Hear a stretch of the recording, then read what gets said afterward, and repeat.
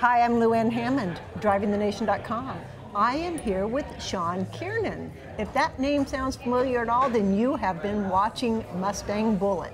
Sean, thank you for being here. Yes, ma'am, of course. You've got quite the story of how your father actually had the Bullitt and gave it to you. The car itself has an amazing life. You know, starting out not only as Bullitt. But your father didn't buy it because it was a Steve McQueen movie. Yeah. He bought it because it was a fastback. He was a McQueen fan, but yeah, it was definitely before he even bought the car, he was seeking out something along the lines of a GT 350 or a Shelby of sorts.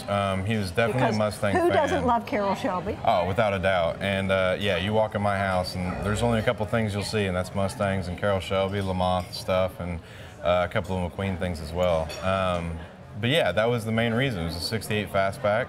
And what's the horsepower on that one? 325, right about. Yeah, very, very torquey though.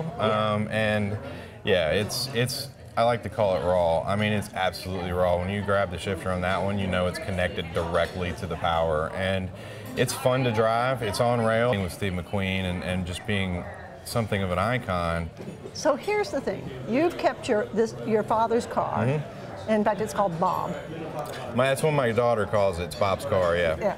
So you've kept Bob's car and you have not restored it. You preserved it. Right. For me, it's always been preservation over restoration because I didn't want to erase the history. So anything going forward, especially with this car, is to preserve it, but drive it. HVA, Mark Gessler, McKeel Haggerty have now sort of valued your old car, Bob's car, at about $5 million. Yeah.